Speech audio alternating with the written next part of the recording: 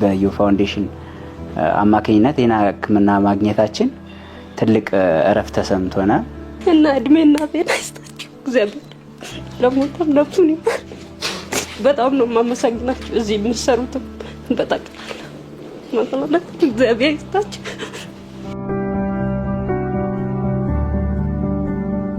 እግዚአብሔር ይስጥልኝ። በጣም የማመሰግነው በጨነቀ ጊዜ በጠበቅ ጊዜ ምንም እኔ ቀን ሰራተኛ ነኝ፣ ምንም አይነት ገቢ የለኝም። 2 ልጆች አሉኝ። እንዴት ሆናለሁ ብዬ ነበር ስጨነቅ ነበር እና እናንተ መፍትሄው ናችሁ በእግዚአብሔር በኩል ከዚህ ስላደረሳችሁኝ አመሰግናለሁ። 2ኛ ዓመቴን ይዣለሁ ከተሰራሁኝ በጣም ነው የማመሰግነው። እርሜ ጤና ይስጥልን ያቆያችሁ ለእግዚአብሔር ይስጥልኝ። ስሜ ዚድኒ ያሲን ይባላል። ለተደረገልኝ ውለታ አመሰግናለሁ በጣም እናንተንም ጥሩ ደረጃ ያድርሳችሁ።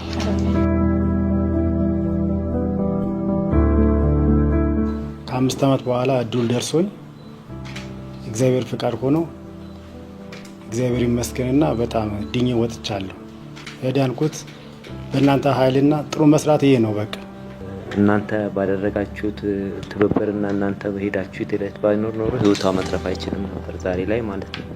እና ስላደረጋችሁልን ትብብር አሁንም በሂደት እያየነው እየሰማነው ባለው ሂደት ደግሞ እግዚአብሔር ጨምሮ እንግዲህ ዕውቀትም ብርታትም እንዲሰጣችሁ እግዚአብሔር ለዚህ ቀን ስላቆመኝ እናንተንም ከልብ አመሰግናለሁ። ምንም አይነት ክፍያ አልከፈልንም። በነፃ ነው፣ ምግባችንም በነፃ ነው። በጣም ከእንክብካቤ ጋር ልጆቻችንን ስናስታምን ምንም ያወጣነው ወጪ የለም። በጎደለ ይሙላላችሁ እግዚአብሔር ይስጥልን ብላችሁ አመስግኑልን። እናንተም በማየታችን ይሄንን በመስማታችን በአይናችን በማየታችን ደስ ብሎናል እና እግዚአብሔር አሁንም ጤናችሁን ይስጣችሁ፣ ቤተሰባችሁን ይባርክላችሁ። እንደናንተ እድል ያላገኙ ብዙ ተራ የሚጠብቁ ሰዎች አሉና እነሱን ሁሉ ሕክምና እንዲያገኙ የምንችለውን በተለያየ መንገድ ለማድረግ እንሞክራለን። እስካሁንም ስለተደረገልን ድጋፍ እጅግ በጣም አድርጌ በህፃናቶቹም በታካሚዎቹም ስም አመሰግናለሁ።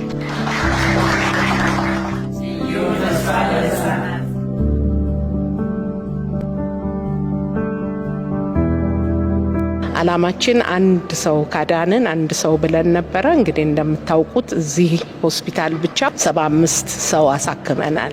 ልጆችም ትልቅ ሰውም ማለት ነው። አንድም ታካሚ ተራ እንዳይጠብቅ ነው አላማችን። እንግዲህ እግዚአብሔር እንደፈቀደ ደግሞ የሚችለው ሁሉ እናደርጋለን። በኢትዮጵያ የልቦና ህጻናት መርጃ እንደዚህ አይነት ነፃ አገልግሎት የሚሰጠው እንዲህ አይነት ቅን ልቦና ባላቸው ሰዎች ናቸው። የኛን ልጅ አጣ ነው ግን ሌሎች ኢትዮጵያውያን ወላጆች እንዳያዙ ነው። ሌሎች ልጆችም ይህን እድል ሳያገኙ ህይወታቸው እንዳያልፍ ብለው በበጎነት ተነስተው ብዙ ሰዎች ነው እኛ ጋር ያሳከሙት።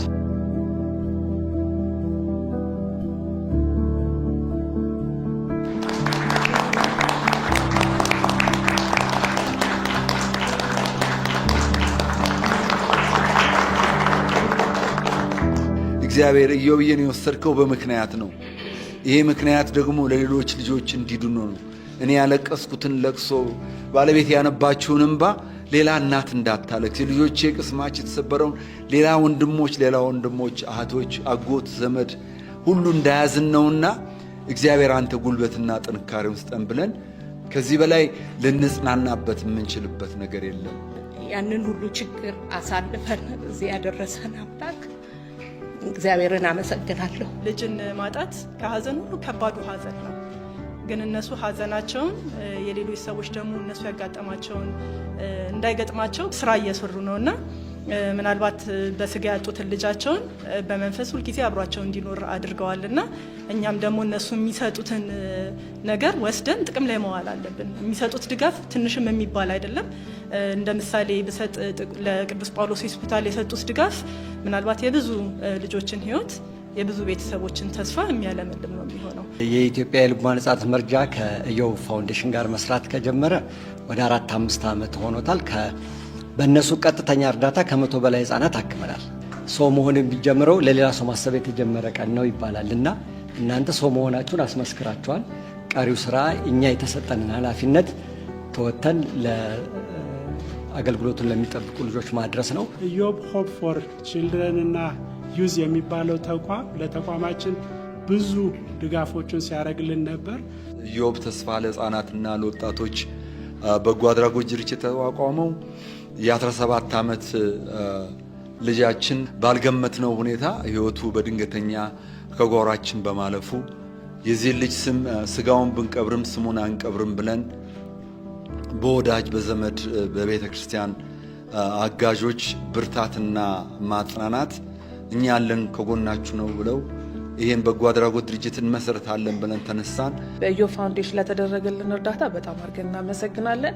እግዚአብሔር ያክብርልን ነው የምለው። እዛ አሜሪካን ሀገር በጣም ደከመን ሰለቸን ሳይሉ እኛን እየተቆጡ እኛን እያስተማሩ ገንዘባቸውን፣ ጊዜያቸውን፣ እውቀታቸውን የሚያደርጉልን ብዙ ወገኖች አሉ። በጣም ጥቂት ገቢ ያላቸው እንደዚች ሚኒመሞች ተብለው የሚሰሩ ወገኖቻችን አይዟችሁ ብለው የሚያግዙናሉና እነሱን በሙሉ በጸሎታችሁ አስቡልን።